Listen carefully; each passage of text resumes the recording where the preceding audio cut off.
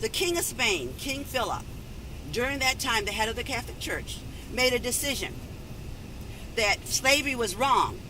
So any slaves that got to Florida, that got to St. Augustine, they could be free people. My ancestors heard of this, but they didn't know how to get to St. Augustine, but they knew this. They wanted their freedom. So in the middle of the night, they planned to leave. And as they left with only the clothes on their backs, no food, no real direction, they tried to find a place called Florida for their freedom. They had to walk into the swamps where the snakes and gators were. And it had to be cold and dark and damp and really scary. But their freedom was stronger in their hearts, and they finally found Florida. But what was even better, they found St. Augustine, Florida. When they got here, at the shores of St. Augustine, they were met by the Spanish. And the Spanish told them all, welcome, you're free people here. But, there's always a but, right? But in this city, you must do one thing to be free. And this is what history tells us. The one thing that our ancestors had to do to be free here in St. Augustine, Florida, was to become Catholics. This was, basically still is, a Catholic-held territory.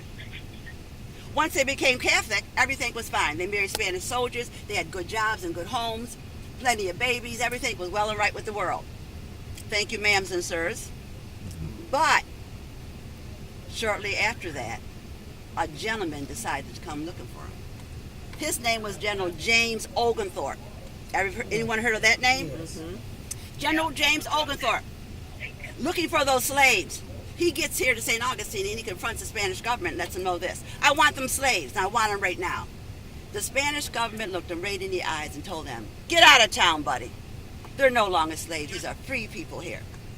Well, Oglethorpe and his troops didn't want to take no for an answer. So he tried to bombard our city of St. Augustine, Florida in the early 1700s.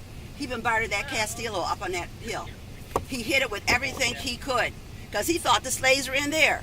But after a while, he started hearing the word, the slaves are at Mose. Mose. He thought a minute, and he started hearing it's only down the road. He brought all his troops out, went 2.5 miles down the road, and there he found little Fort Mose. Now remember, our big fort is made out of coquina, that hard rock. Little Fort Mose was only made out of wood and thatch and mud and leaves, not strong. So when he went down in during the night and knew those slaves were there, he went in and wound up destroying all of Fort Mose and wound up almost killing all of Miss B's ancestors.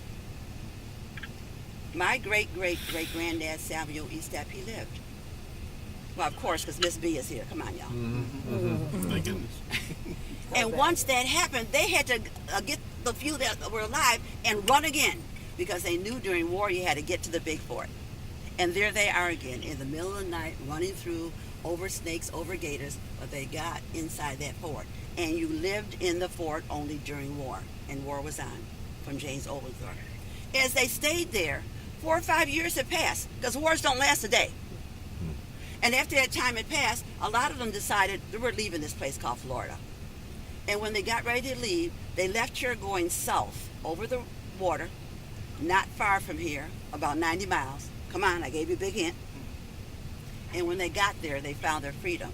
The place where my ancestors wound up leaving and getting to is Cuba.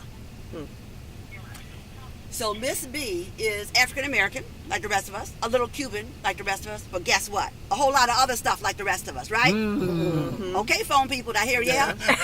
All right, then. By living in Cuba, my ancestry is all gone now. Some of my older sisters and brothers have made the trip. My mother's last name, upon